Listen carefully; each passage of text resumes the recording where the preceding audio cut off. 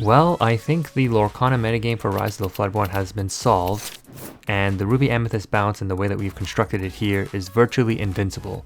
What we're going to see in this video is going second against Amber Amethyst aggro, as well as Emerald Amethyst aggro, the two worst matchups for this deck in my opinion, and you'll see how we overcome them, going second on both, and in the Amethyst Emerald, we don't even get a 1-drop. So here, again, don't have tempo, we're on the draw, and the opponent is establishing a board, but this 1-drop is going to be able to trade favorably, but the opponent generally doesn't care about that. They have ways to generate card advantage, they just want to get the lore off of the 1-drop 2 questers. Before I go any further though, at about the 4-minute mark you'll find the deck list portion of this video, as well as linked in the description to the Dreamborn link and pinned in the comments. So, we got the ideal setup. Turn 1, a 1-drop, turn 2, Mim Snake. The opponent is going to continue to lose card advantage, but they don't care because they're going to just generate as much lore as possible before a potential Be Prepared comes down, and ideally they win the game before Be Prepared, or they cycle through their high value questers like the Pinocchio if possible. So we're valuing the 1-drops in this matchup. We have the Mim Snake, which will trade favorably into pretty much anything that the opponent drops here, which is really strong, but they do have a Rockstar Stitch, and all it takes is for them to get a draw sequence going with the 1 and 2 drops, and then they can end up dropping a whiteboard of 3 to 4 characters. The Mim Snake will trade favorably into the Pinocchio. They are at 7 lore though, and we are able to recycle our Mim Snake to maintain a pretty healthy card advantage. Does the opponent draw a 1-drop? No, but they do draw friends on the other side. They're not questing with their Stitch because they know how valuable it is in order to draw cards off of, and this is basically where the game is at. There's virtually no way that they can win. I think I gave them a well played early on here, but they do attempt to put up a bit of a fight, and you can see, you know, how, in my opinion, a person who knows how to pilot this deck somewhat is able to play through. But this deck does have very, very big weaknesses, right? Any steel deck usually beats aggro straight up, and now even the bounce deck can easily deal with aggro with the way that we've constructed this list. You can see in our hand some of our tech options, which we will go over a little bit later, but the Crab and the Ursula do a lot of work in this matchup potentially if you need them to. Like if the opponent ended up questing with that Stitch thinking it could survive or trade favorably into all of my characters, the Crab on the Snake would instantly trade with the Stitch, and I would just be up infinite cards to them basically. So they're smart in not questing with the Stitch, knowing that it's their engine in order to get back into this game. And here you're going to see them actually establish a small sequence. The Pascal is going to be protected now, so they have a consistent quester. But we are building up our board. We've got through the initial turns 1 through 4 basically. And if the aggro deck hasn't established a healthy lore lead, this is where the game kind of just gets beyond them. So the Ursula comes down. They have absolutely no way to deal with Ursula. A 2/8 body that will trade into every single 1/1 that they have, even, you know, X2s, and it quests for 3. It makes them lose a lore, and we draw a card off of it. Like, Ursula is the bane of most steel decks and aggro decks. On turn 7, dropping this thing is absolutely insane, not to mention it can sing a Be Prepared.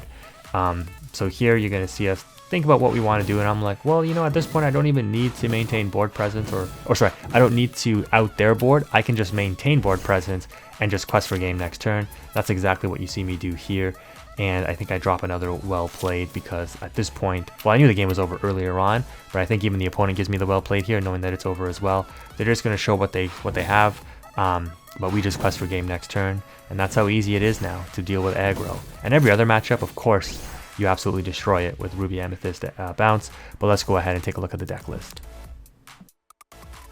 In this video, we're going to take a look at what I think is the best version of the Ruby Amethyst bounce given the current meta, where you want more options against aggro, which is the only deck that really gives Ruby Amethyst bounce some trouble.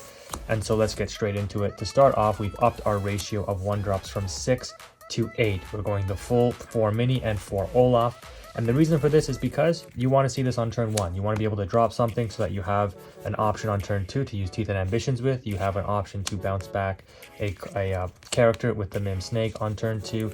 And this just helps improve your aggro matchup considerably. Speaking of the 2 drops, we've gone ahead and opted for still the 4 Mim Snake, but also 3, not just 2, 3 Pinocchio Talkative Puppet. This is a very aggressive card because if you have an Olaf on field, if you go first, let's say, or a mini, and your opponent drops like a Maleficent or a Lilo, turn 2, you can also drop a Pinocchio Talkative Puppet, tap down that Lilo or Maleficent, and then swing into it with the Olaf. So this really helps going first and second to tap down threats and leave them vulnerable to whatever characters you have on board. If you already have the Mim Snake on board, even turn 3 Pinocchio, a 3/3 body on turn 2, nothing is really surviving that in the current metagame. I really like the Pinocchio, and I think 3 is the proper ratio for that.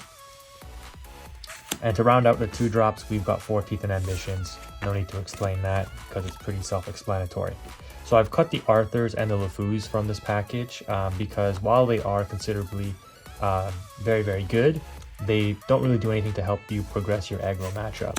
And so one of the things we also subbed in is 3 Merlin Crab. So this is gaining a lot of popularity, and when you play this, or when it leaves play, a character gets Challenger 3. So you can imagine on turn 3, if you just have like a 1-drop and you play the Crab, your Minnie Mouse becomes a 4/3 Challenger, right?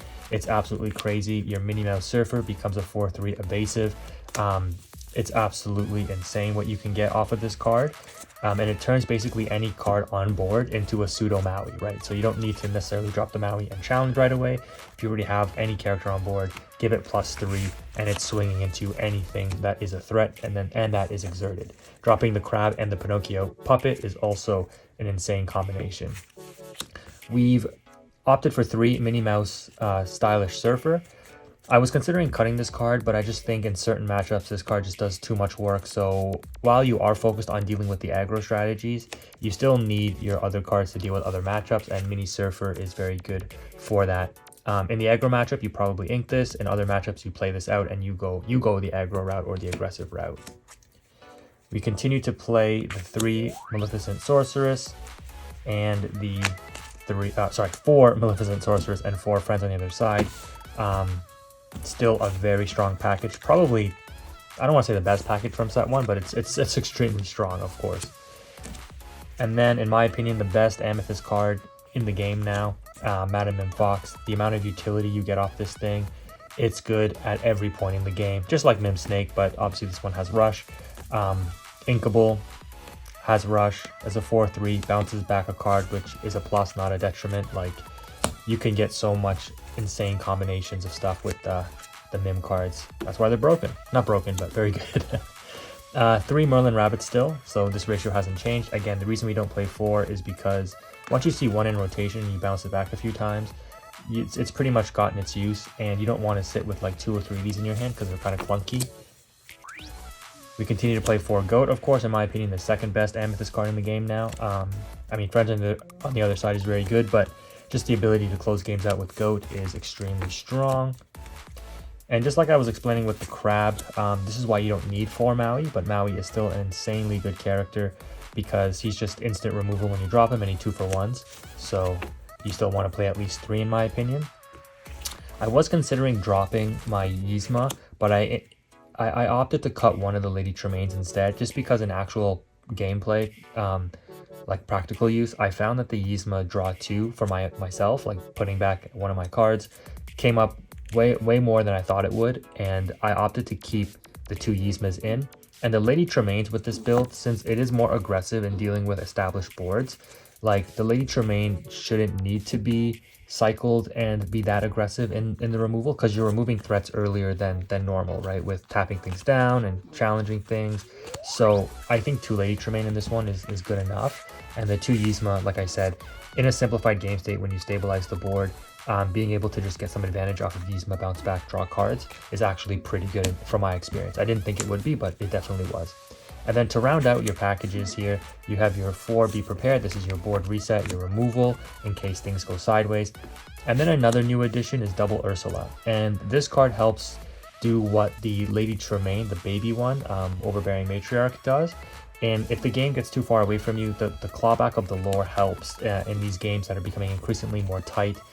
And being able to bounce back Ursula to drain that lore is important as well in some matchups. But also the draw 1 and the fact that it's a 2/8 3 questing body, just like in set 1, Some decks just can't deal with this. Like steel decks have trouble removing high willpower characters, and so this card sometimes can just spell instant win against certain steel decks as well.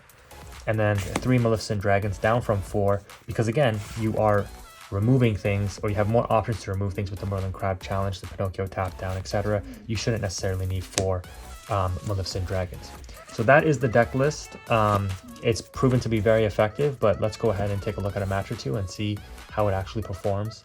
So in this matchup here, we are going second against Emerald Amethyst Aggro, and this is one of the matchups that most people think give Ruby Amethyst Bounce the most trouble. This and Amber Amethyst Aggro, because they just pump out a lot of threats really early, and if you can't deal with their boards, they just end up questing before you even get to a be prepared to clear the board. And even if you do clear the board, you still need multiple ways to deal with their characters, because they're dropping 2 questers, 3 questers like this Pinocchio, and it's very tough to deal with.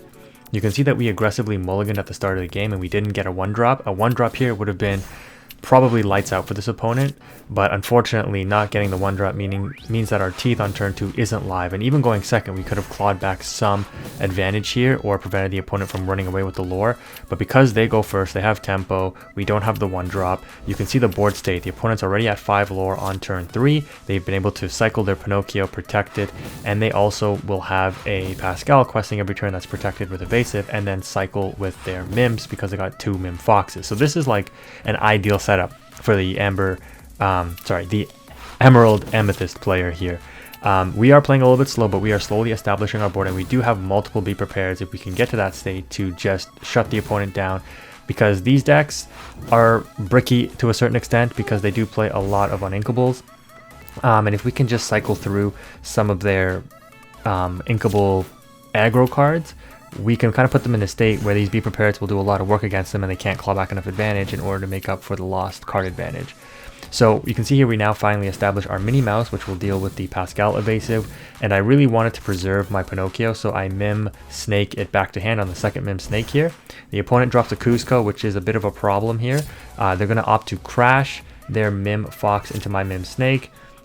I guess that's okay. It just helps clear up the board. If I had a Lady Tremaine here though, the opponent would have been in big trouble because they would have lost their Cusco, but we know they have a Mim Fox in hand, and they're going to be able to protect their Cusco once again after they quest with it by putting it back into their hand. So I'm going to go ahead and just quest and establish double Maleficent to draw cards, and this Pinocchio is going to be able to shut down the Fox cycle here. So as expected, the opponent quests with the Cusco and then bounces it back to hand with the Fox, and this is where Teeth and Ambitions is going to come in clutch. We're going to be able to sing it with the Maleficent, put 2 damage on the Mim Snake since it's a 3/3 body, take out the Pinocchio, then use our own Pinocchio Talkative Puppet to tap down the Mim Fox and then crash into it with our Mim Snake. Tremendous value there. The opponent is down to 3 cards. We have established a wide board, and we're creeping up there in the lore count, especially given the fact that we have an established board. This turn here, I opted to use the Fox to bounce back the Pinocchio instead of using the Merlin Rabbit to draw, because just in case I needed to be prepared, I wanted to have the Pinocchio as follow-up on my next turn. The opponent inked a goat, and this is their second goat here, so it's very important to keep track of how many goats are available to the opponent still to close out the game, because at 15 lore, cycling a goat a few times will win them the game.